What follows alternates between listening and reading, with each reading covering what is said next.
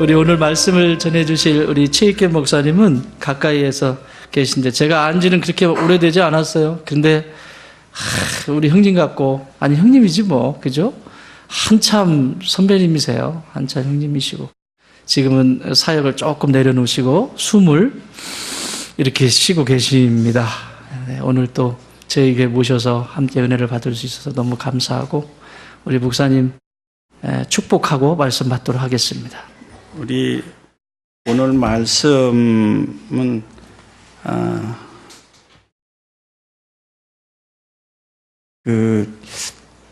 이걸 올려서 좀 뭐 이렇게 자막 처리나 이런 거는 안 될 것 같고요. 그래서 미리 좀 됐으면 이제 제가 성경 말씀이나 이런 부분들을 우리 오늘 성경 말씀을 제가 봉독해 드리겠습니다. 내가 오늘 네게 명령한 이 명령은 네게 어려운 것도 아니요 먼 것도 아니라 하늘에 있는 것이 아니니 내가 이르기를 누가 우리를 위하여 하늘에 올라가 그의 명령을 우리에게로 가지고 와서 우리에게 들려 행하게 하려 할 것이 아니요 이것이 바다 밖에 있는 것이 아니니 내가 이르기를 누가 우리를 위하여 바다를 건너가서 그의 명령을 우리에게로 가지고 와서 우리에게 들려 행하게 하려 할 것도 아니라 오직 그 말씀이 내게 매우 가까워서 내 입에 있으며 내 마음에 있은즉 내가 이를 행할 수 있느니라. 보라, 내가 오늘 생명과 복과 사망과 화를 내 앞에 두었나니 곧 내가 오늘 네게 명령하여 내 하나님 여호와를 사랑하고 그 모든 길로 행하며 그의 명령과 규례와 법도를 지키라 하는 것이라. 그리하면 내가 생존하며 번성할 것이요 또 내 하나님 여호와께서 내가 가서 차지할 땅에서 내게 복을 주실 것임이라. 아멘. 제가 우리 정 목사님한테서 이 설교 부탁을 받고서 고민을 많이 했어요. 어떤 것부터 이야기해야지 될까? 근데 사실은 저는 어차피 오늘 하루만 오잖아요. 사실은 제가 목회할 때는 처음부터, 그러니까 창세기부터 시작해서 요한계시록까지 그냥 갑니다. 왜 그러냐면 우리가 신앙생활 하면서 창세기부터 요한계시록까지 다 이렇게 가는 교회가 그렇게 많지 않더라고요. 저는 그렇게 한 2번 정도를 이렇게 갔다 오고 그렇게 했습니다. 근데 지금 오늘 한 번 이렇게 여러분들을 만났을 때 어떤 설교를 해야 되나 고민을 많이 했어요. 근데 여기가 좋은 땅 아닙니까? 그래서 땅에 대해서 한번 제가 좀 알아보고, 그리고 여러분이 차지할 그런 땅이 성경 안에서는 어떻게 이야기하고 있을까? 이런 부분들을 고민하면서 참 제가 목회하면서 가장 오래 기획하고 진짜 이렇게 고민하면서 준비한 그러한 부분이 오늘 설교입니다. 한 4주를 이렇게 고민하면서 그랬으니까요. 되게 설교할 때 다 설교가 너무 많으니까 그게 진짜 한 일주일 준비하면 많이 하는 겁니다. 근데 이제 이런 경우는 이제 좀 독특한 부분들이죠. 제가 원래 이제 목사가 되기 전에 가졌던 직업이 기독교 출판업입니다. 그래서 그 출판업을 할 때는 어떤 원고가 들어오면 그것에 대해서 제가 여러 번 읽어보고 그리고 그것에 대한 제목을 무엇을 정할 것인가, 이게 한 3, 4개월 걸립니다. 여러분들 책 보면 그 자리에서 제목 설정이 되고 뭐가 바로바로 만들어지는 이런 것이 아닙니다. 그 과정이라는 것은 엄청난 많은 시간이 소요가 되고 거기에 엄청난 많은 노력이 거기에 내재되어 있습니다. 우리나라 책들이요, 여러분이 어느 책을 봐도 참 아주 그 안에는 여러분이 진짜 존경해야 할 만한 노력과 정성이 들어가 있습니다. 여러분이 그 책을 저는 출판업을 했기 때문에 그런 것이 아니라 여러분이 만일 사람을 볼 때 그 사람의 겉모양과 모든 것을 이렇게 보고 또한 여러분이 어느 땅을 볼 때에도 그것이 그 안에 하나님의 그 영과 모든 이 정성이 들어가 있는 것을 여러분들은 한번 느껴보시기 바랍니다. 내 옆에 있는 사람이 내 마음에 안 들어도 그 안에 하나님의 정성이 들어가 있는, 그래서 똑같은 사람 하나도 없잖아요. 오늘 최준식 목사님 그 가정을 보니까 같은 컬러가 한 사람도 없어요. 똑같아요. 우리 다 똑같습니다. 그리고 여러분이 바라보는 그 땅들 똑같은 것이 하나도 없습니다. 그러면 그곳에서 우리가 어떠한 것을 찾아내야지 내가 좋은 땅에 머물 수 있는가? 여러분이 참 맨날 좋은 땅 교회를 위해서 기도하고 이렇게 하는데 이제 여러분이 그 좋은 땅에서 있어야 될 그러한 존재라는 것을 우선 인식하시기를 바랍니다. 우리 정 목사님이 저한테 그러더라고요. 제가 그 설교 준비나 이런 부분들을 어디 좀 다르게 할까봐 그러는지 우리는 젊은 사람들이 많습니다. 이렇게 얘기하시더라고요. 근데 오늘 와서 보니까 예배의 생동감이 넘치는 부분에서 저는 참 감동을 많이 받습니다. 저는 여태까지 전통적인 그런 예배만을 이렇게 드려오고 그랬기 때문에 어떤 이 생동감 넘치는 그러한 모습을 보면 가슴이 울렁거립니다. 오늘 우리 이런 부분들을 한번 살펴보면서 저는 땅이 무엇인가? 우리나라 사람들 땅이라 그러면 투기의 대상이에요. 저 땅을 사놓으면 저게 언제 10년만 두면 저 분명히 2배는 될 거야. 이렇게 생각하면서 그 옛날에 이제 영동 투기 사건이나 이런 거 일어날 때는 자고 일어나면 배로 오르고 이렇게 되어졌다 그러니까. 우리 연세 많으신 우리 권사님이신가요? 끄떡끄떡 하시는 게 그래 맞아. 그때는 그랬어. 근데 이스라엘 사람들은 땅이라 그러면 가나안 땅을 생각하죠.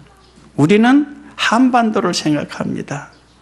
우리 이제 남한만 생각하지 마시고 여러분들 북한까지도 같이 해서 이제 한반도를 생각하시기 바랍니다. 그리고 중국 사람은 지금 그 외곽에 있는 많은 것을 차지하려고 하지만 그들에게 가장 중요한 것은 중원입니다. 항상 그것 때문에 중원을 차지하기 위해서 중국의 역사는 이어져 왔습니다. 그리고 일본은 그 섬나라를 어떻게 통일하기 위해서 많은 노력들을 했죠. 그러면 우리 한번 여러분들이 땅이라고 그러니까 국가가 이루어지기 위해서는 여러분들이 뭐가 필요합니까? 우선 땅이 필요하죠? 그 다음에 뭐가 필요합니까? 사람이 있어야 되죠. 그리고 우리가 가장 또 중하게 여기는 부분들이 하나 있죠. 이 국가를 구성하는 요소가 3가지가, 크게 따지면 3가지입니다. 그럼 한 가지 더 뭐 있습니까? 주권이죠. 그것 때문에 우리가 일제 35년 동안 그 식민지 생활을 했던 거 아닙니까? 이 3가지를 갖추어야지 국가라고 할 수 있습니다. 하나님께서는 이스라엘이라는 나라를 하나님께서 세우시기 위해서 그들에게 약속을 허락하십니다. 오늘 우리는 아브라함이라는 사람을 한번 살펴보고자 합니다. 왜 그러냐면 그 아브라함이라는 사람이 이스라엘이라는 그 나라의 모체가 되어서 시발점이 되어지는 것입니다. 아브라함에게 하나님께서는 그에게 나타나셔서 말씀하십니다. 언약을 하십니다. 너는 내가 너의 고향을 떠나서, 본토라 그러면 고향이죠. 본토를 떠나서 내가 지시할 땅으로 가라. 이렇게 말씀하십니다. 그 지시할 땅이 어디인지는 모릅니다. 그 당시에 이제 아브라함에게 저기 가나안 땅 이렇게 말씀하신 것이 아니라 내가 지시할 땅으로 가라. 이렇게 말씀하십니다. 그런데 그때 나이가 아브라함이 몇 세였죠? 75세였죠. 저보다 한 12살이 많은 그때입니다. 제 나이도 그럼 공개가 됐죠? 계산되시죠? 근데 그때 이후에 아브라함에게 하나님이 몇 년을 이제 가나안 땅에 이제 그 지시할 땅으로 왔어요. 왔는데 몇 년이 지나도 자녀가 없어요. 자녀가 없으니까 사실은 아브라함이 하나님에 대해서 조금 불만적인 어떤 그런 부분들이 좀 있었어요. 그래서 하나님이 이제 나타나셔서 이렇게 말씀하십니다. 15장 1절에서 보면 이후에 여호와의 말씀이 환상 중에 아브라함에게 임하여 이르시되 아브라함아 두려워하지 말라. 나는 내 방패요 너의 지극히 큰 상급이라. 이렇게 이야기하니까 아브라함이 그때는 아브라함이 된 게 아니라 아브람입니다. 아브라함이 뭐라고 그러냐면 주 여호와여 무엇을 내게 주시려 하나이까. 그러면서 불만을 토로합니다. 나는 자식이 없사오니 나의 상속자는 이 다메섹 사람 엘리에셀 뿐입니다. 이렇게 이야기합니다. 여러분들 그 말 속에서 그 아브라함의 불만을 느낄 수 있겠죠? 하나님이 그러면서 그 다음에 뭐라 그러냐면 주께서 내게 씨를 주지 아니하셨으니 내 집에서 길린 자가 내 상속자가 될 것입니다. 이렇게 고백을 합니다. 다마스커스 출신, 그러니까 우리 이제 다메섹이나 이런 말은 좀 다 바꿔야지 될 부분들인데, 다메섹 그러니까 이게 어디야? 이렇게 얘기하는데, 여러분들 이제 시리아의 수도인 다마스커스, 그것이 바로 우리가 얘기하는 다메섹입니다. 바울도 다메섹 도상에서 쓰러진 이런 부분, 그게 다마스커스입니다. 그곳에서 그것 출신인 이 엘리에셀이라는 사람밖에 충직한 사람은 이 사람밖에 없어서 나는 그에게 모든 것을 다 줄 것입니다. 이렇게 이야기를 합니다. 그러니까 하나님이 그 다음에 이렇게 약속을 하십니다. 여호와의 말씀이 그에게 임하여 이르시되 그 사람이 내 상속자가 아니라 내 몸에서 날 자가 내 상속자가 되리라. 그러면서 그 아브라함을 데리고 나가서 하늘을 바라보게 합니다. 그러면서 그에게 하늘을 우러러 무뼈를 셀 수 있나 보라. 또 그에게 이르시되 내 자손이 이와 같으리라. 이렇게 약속하시면서 그렇게 약속을 했더니 아브라함이 그것을 믿었다는 것이에요. 아브라함이 믿음의 조상이다, 여러 가지 이야기를 하는 이유 자체가 하나님이 전혀 생각지도 아브라함이 생각지도 않았던 부분들을 이야기했을 때 믿었다는 것입니다. 여기에서 한번 믿고, 다음번에, 이때는 지금 아브라함이 한 80세 정도 됐을까요? 아직 가나안 땅에 온 지 10년이 되기 전인 것 같습니다. 그리고 나서 그 다음에 한 번 또 하나님께서 나타나셔서 그에게 약속을 또 하십니다. 약속을 하시는데 이제 그러한 부분들이 있고, 그런 다음에 나중에 한 25년 정도, 한 24년 정도 지났을 때에 아브라함이 99세 때 사라가 내년에 애를 낳는다고 그럽니다. 사실은 한 10년, 그러니까 85세 정도 됐을 때에, 아브라함이 85세 정도 됐을 때에 사라는 성경에는 경수가 끊어졌다 그런데 여자의 월경이 끊어졌다는 것이에요. 폐경이 왔다는 것이에요. 그곳에 가나안 땅에 머문 지 한 10년 정도 됐을 때에 그런 일이 벌어집니다. 그랬을 때에 사라가 아무리 봐도 이스라엘 사람들도 자녀를 못 낳으면 우리나라의 칠거지약인 그런 어떤 그 풍습이 있는 것처럼 자녀를 못 낳으면 그 부인이 제대로 역할을 못했다라고 이렇게 생각을 합니다. 그래서 생각하다 못해가지고 이집트에서 온 그 종인 하갈을 아브라함에게 이제 첩으로 줍니다. 그래서 태어난 아들이 이스마엘이죠. 그게 딱 10년 됐을 때의 일입니다. 왜냐하면 이미 사라는 자기는 여자의 역할을 다 끝났기 때문에 안 된다는 것이에요. 근데 그 후로부터 무려 14년이 지난 이후에 하나님이 사라가 내 씨를 낳게 할 것이다. 이제 내년에 되면 아들을 낳을 것이다. 이렇게 이야기하는 거예요. 그러니까 아브라함도 속으로 100세나 된 사람이 무슨 애를 낳습니까? 왜냐면 자기도 이제 기력이 없거든요.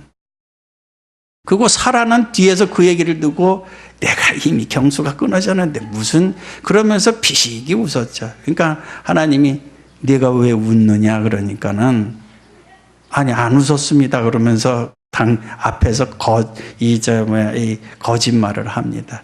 그래서 이삭이라는 웃음이라는 아들을 100세에 얻게 됩니다. 그런 과정들에 의해 가지고 우리가 아브라함이라는 사람이 믿음의 조상이라는 어떤 모든 것의 시발이 되어지는 것입니다. 우리는 이런 아브라함의 이야기와 이런 부분들을 왜 우리는 지금 이야기해야 됩니까? 우리 땅 문제를 이야기하는데 왜 아브라함의 이야기를 해야 되는지. 왜 그러냐면 이스라엘이라는 나라 자체가 가지고 있는 그 언약받은 그 땅 자체가 아브라함에게 약속되어진 땅이라는 것입니다. 그래서 너의 그 백성들이 하나님의 복으로 인해서 그 땅에서 풍성한 아주 복을 받으면서 살아갈 수 있는 그러한 복을 아브라함에게 주셨기 때문에 그 모든 것이 아브라함에서부터 시작되어졌다는 것을 우리가 한번 성경 안에서는 그것을 정확히 알아야 됩니다. 그래서 그것 때문에 하나님께서 여러 가지 언약을 주십니다. 그래 아브라함도 녹록치 않은 사람이에요. 하나님이 그렇게 이야기하면 그렇습니까? 이렇게 그냥 받아들이는 그런 정도가 아니고 그러면 내가 무엇으로 그것을 하나님이 그렇게 언약을 해주셨는데 내가 어떻게 알겠습니까? 이렇게 얘기하니까 가서 3년 된 암소와 3년 된 암염소와 3년 된 순양과 산비둘기와 집비둘기 새끼를 가져와라 이렇게 이야기합니다. 그러면서 그것을 반을 쪼개라 그럽니다. 이거 여러분들 이 언약 장면이 바로 중근동 지역의 그 약속의 장면입니다. 너하고 나하고 계약을 했는데 그러면 그들은 소를 반을 탁 째겨서 그 양쪽에 놓고 그 사이를 지나갑니다. 약속이 안 이루어졌을 때 그거 붙이면 살아납니까? 못하잖아요. 그것처럼 너와 나의 약속이 어그러졌을 때는 죽음으로써 모든 것을 대체한다. 이런 부분들입니다. 그렇게 하나님이 너와 나에게 약속을 내가 이렇게 주는데 소 그리고 염소 그러면 이런 부분들을 다 놓고 순양 이런 걸 놓고 그리고 비둘기와 산비둘기 이건 너무 작아서 쪼갤 수가 없어서 쪼개지를 않았습니다. 그 사이를 하나님이 횃불로 지나가시는 이런 횃불 언약을 허락하십니다. 너하고 나하고는 이제 내가 너에게 약속한 이 모든 것을 내가 지키마 하는 이런 부분들을 확실하게 이야기해 주십니다. 그래서 하나님 그렇게 됨으로 인해서 하나님 이스라엘 백성에게는 땅 문제가 해결이 됐고요. 언약이 됐지 않습니까? 그리고 하늘을 바라보면서 그 별들과 같이 너의 자손이 많으리라. 이제 인구도 이제 그 해결이 됐죠. 그러고 난 다음에 그리고 나서 우리가 아까 얘기했던 주권에 대한 문제, 그 문제에 대해서는 하나님께서 이렇게 말씀하십니다. 여호와께서 아브라함에게 이르시되 너는 반드시 알라. 내 자손이 이방에서 객이 되어 그들을 섬기겠고 그들을 400년 동안 내 자손을 괴롭히리니 그들이 섬기는 나라를 내가 징벌하며 그 후에 내 자손이 큰 재물을 이끌고 나오리라. 이집트 탈출이죠. 우리가 잘 알고 있는 출애굽. 애굽이란 말은요, 우리나라만 쓰는 말이에요. 어느 나라에서도 애굽이란 말은 안 씁니다. 한자로 해가지고 이집트라는 말을 이제 중국의 가차 문자이기 때문에 그것을 그냥 애굽이라고 이렇게 한 건데 우리나라에만 애굽이라는 말을 씁니다.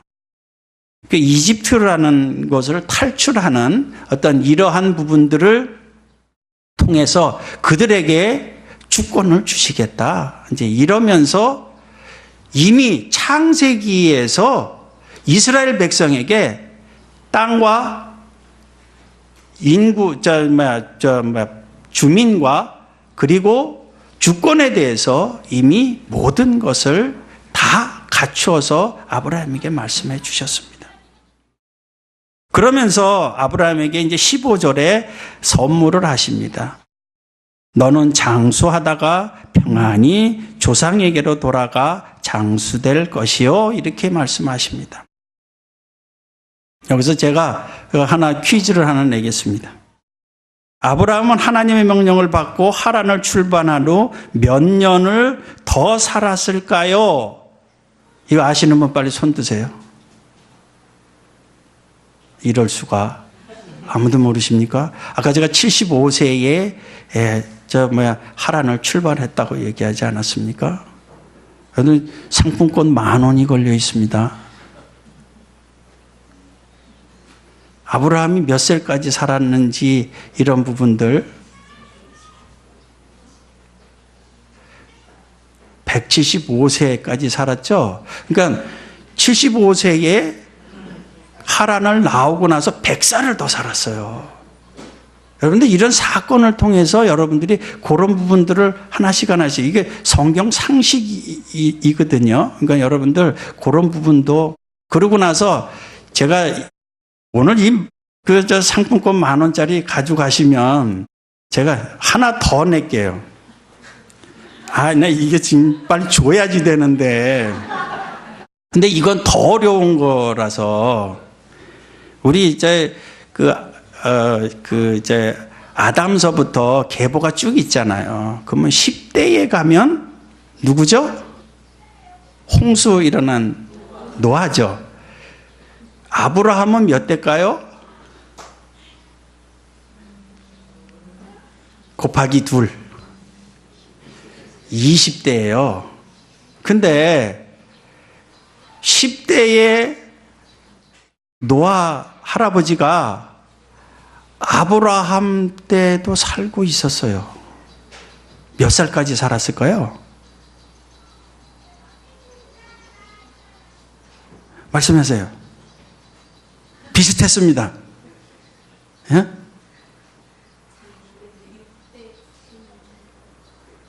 아니. 그렇게 살았는데, 노아가 아브라함 때에 아브라함의 몇 살까지 살아 있었을까요? 계산이 잘 안 되죠. 그러니까 홍수 나기 전에는 이 사람들이 보통 1000년을 살았거든요. 근데 홍수 난 이후에는 끽 살아봐야 많이 산 사람이 우리 성경 안에서 180살. 그러니까 이거 하나, 180살 산 사람이 누군지 아시는 분? 네, 지금 이 상품권 주려고 별애를 다 씁니다, 제가. 아브라함이 175세. 그 다음에 누굽니까? 빨리 손 들어서 얘기하세요. 그 아들이 누굽니까? 손을 드셔야죠. 그래야지 제가 상품권을 드리죠. 예, 나오세요. 예, 빨리 나오세요. 빨리 나오세요. 빨리 나오세요. 빨리 뛰어나오세요. 제가 오늘 상품권을 드리려고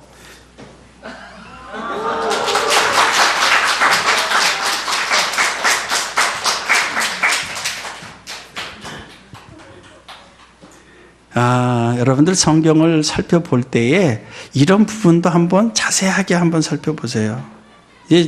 그 재미가 엄청납니다. 그 연표도 한번 이렇게 만들어 보고, 저는 제가 성경을 그렇게 보면서 재미있게 느꼈던 거는 내가 연표를 만들어 봤어요. 아담 몇 세?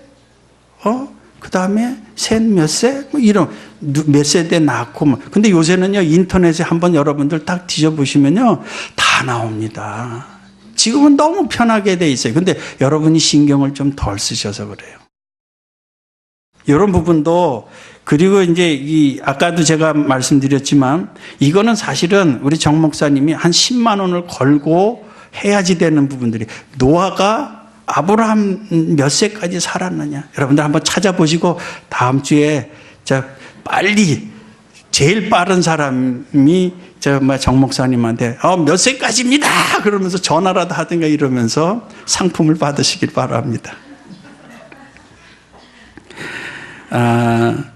그래서 근데 왜 하나님의 이 땅 이야기를 하는데 하나님의 허락이, 약속이 왜 필요합니까?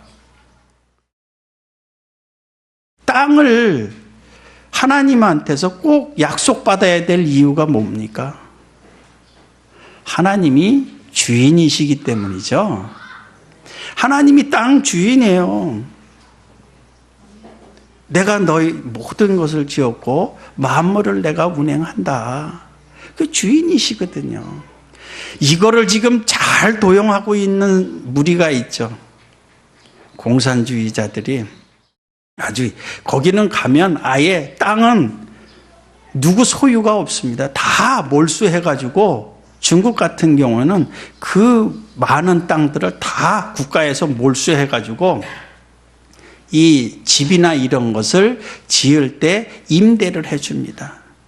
그래서 1990년에 발표한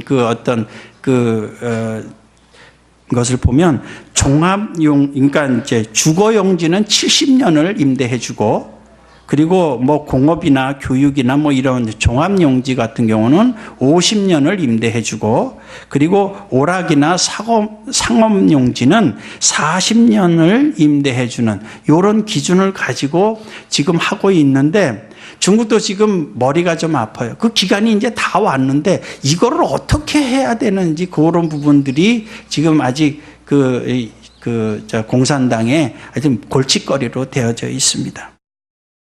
그러면 하나님이 땅 주인이라는 어떤 그런 근거들이 성경에 어디에 나와 있느냐? 아담과 하와의 에덴 동산에서 쫓아내신 분이 하나님이시죠. 내가 거기에 주인이다라는 것이에요. 그리고 홍수 사건이 일어난 것, 하나님이 도저히 그 땅에 사는 사람들이 자기의 욕정대로 사는 그런 모습들을 보고 도저히 견딜 수가 없으시다는 것이에요. 그래서 그들을 다 홍수에서 몰살시키는 어떤 이러한 부분들, 그리고 소돔과 고모라 사건을 한번 살펴보면 그 땅의 죄가 관영하니까, 꽉 차니까 그들에게 심판을 하시는 이러한 부분들, 주인만이 할 수 있는 그러한 일들입니다. 그리고 이제 이스라엘 백성이 들어갈 그 가나안 땅, 거기에는 7족, 7족속이 살고 있었는데, 거기에는 네피림의 자손인 아낙 자손도, 이게 키가요 보통 한 3m 70, 4m 막 이럽니다. 그래서 거기 큰 사람, 성경에 보면 어느 왕에 대해서 나와 있는데, 그는 침대를 있는데 4m짜리 철 침대를 써야지만 되는 그러한 거인들이 거기 살고 있었는데 그들의 죄가 이제 꽉 차니까 하나님이 이스라엘 백성을 그곳에다 인도하여서 그들을 몰아내는 어떤 이러한 일들이 되어졌던 것입니다.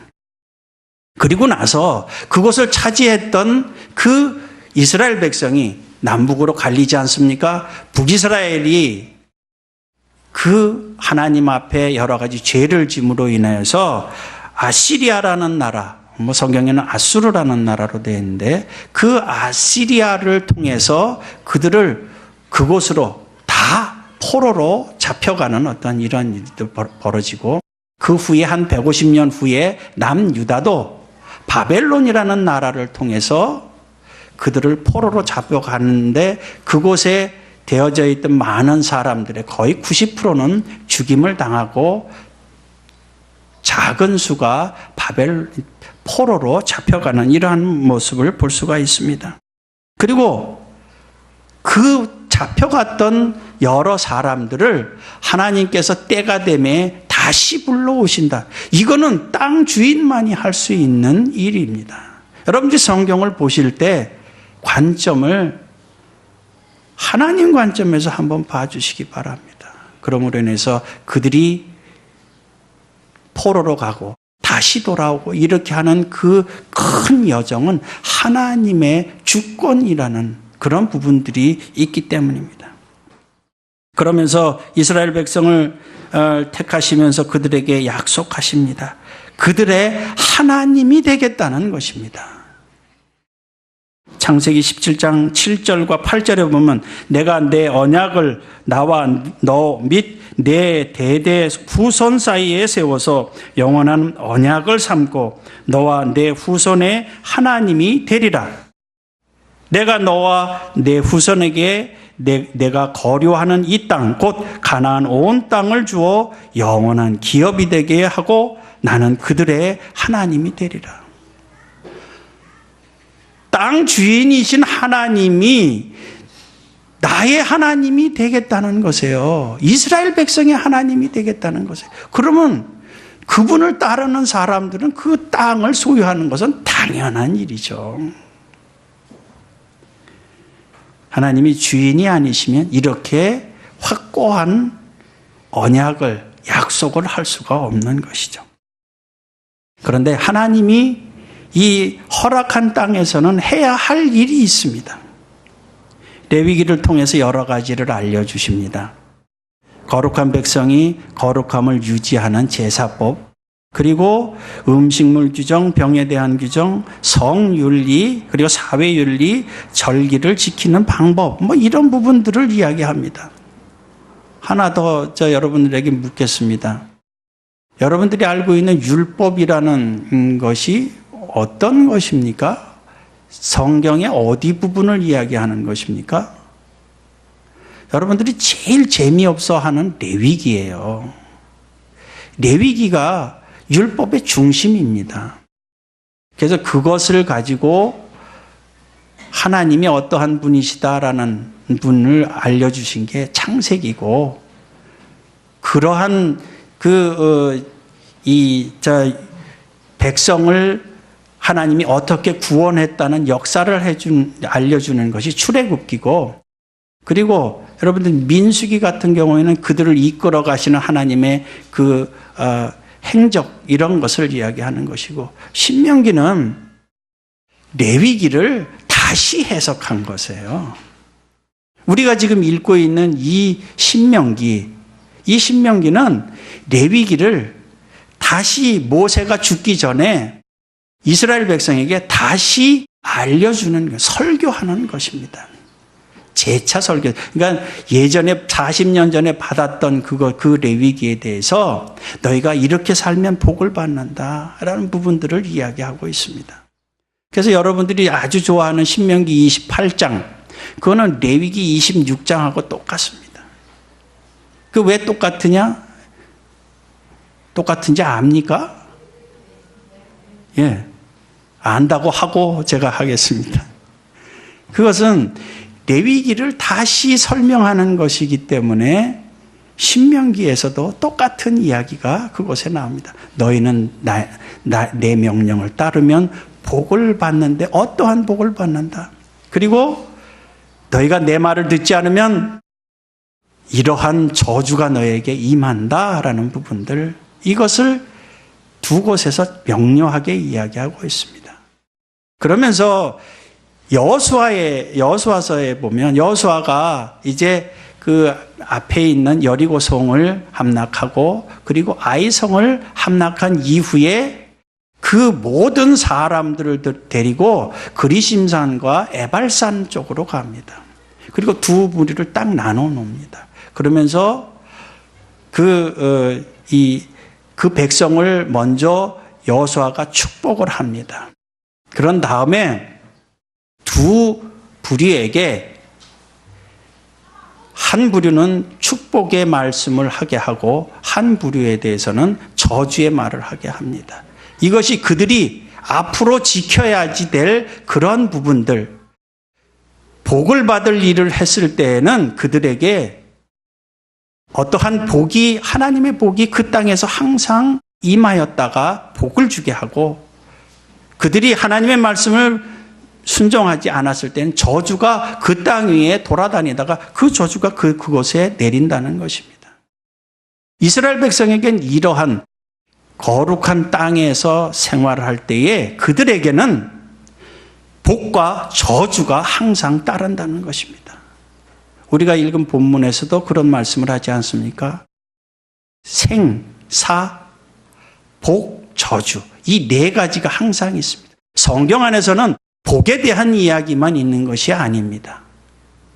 우리는 복을 받기 위해서 무슨 일을 한다 이렇게만 생각하고 교회 오면 복 받는다 이렇게 생각하지만, 그러나 그 모든 성경 안에서는 항상 복과 저주가, 죽음과 삶이 항상 같이 있다는 것을 여러분들은 인식하고 그것에 대해서 늘 생각하시기를 바랍니다.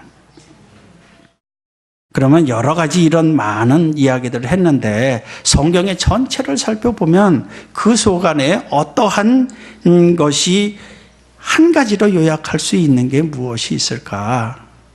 그것을 한번 살펴보면 자비를 베풀면서 살아라. 레위기 안에도 여러분들 거기 보면요, 참 이상한 것 많이 있어요. 너희는 추수할 때 규탱이까지 다 추수하지 마라. 그리고 이렇게 곡식을 베다가 떨어지는 거, 그거는 그냥 지나가라.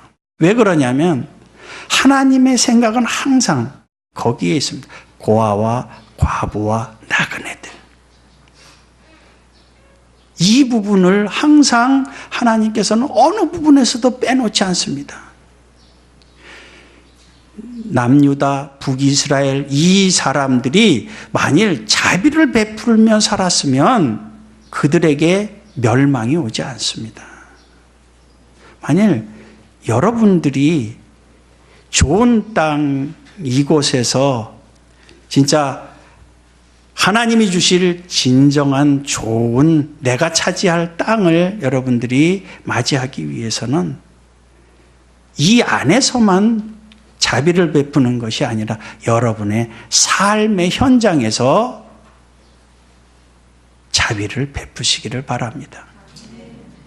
그리하였을 때에 하나님께서 그 마음과 모든 것을 보고, 성경에 하나하나 그건 몰라도 됩니다. 여러분들 만일 마음속에 내 주변에 있는 사람들, 참 보기 싫은 사람들도 있잖아요. 그런 사람에게 여러분이 자비를 베푼다고 하면 하나님께서는 그 마음을 보시고, 그래, 너희에게는 하늘에 이러한 놀라운 멋있는 그러한 땅을 내가 준비해 놨어. 여러분들 이제 자비를 베풀면 하나님이신 여호와께서 그들에게 복을 베푸시는 분이시라는 것, 여러분들 가슴속에 새기면서 이제 내가 차지할 땅, 그리고 좋은 땅에서 하나님의 복을 누릴 수 있는 방법을 아시는 여러분이 되시기를 주님의 이름으로 축복합니다. 네, 감사합니다. 일부에도 우리 목사님 본문 신명기 30장을 통해서 일부 예배엔 제가 묵상을 해서 말씀을 함께 나눴는데 참 사랑입니다. 사랑이라고 하는 하나님이 주신 계명을 내 안에 두고 있으면 그건 복이 되고 내 삶의 여정 속에서 풍요를 상징하지만 내 안에 하나님 사랑을 잃어버렸을 때 그때가 우리의 생명이 끝나는 자리가 아닌가 싶습니다. 사랑하면 다 되죠? 왜 이렇게 은혜가 떨어지고 왜 교회에서 이런 일 저런 일 하는데 왜 그럴까요? 사랑이 식었어요. 여러분 사랑하면 눈에 뵈는 게 없습니다.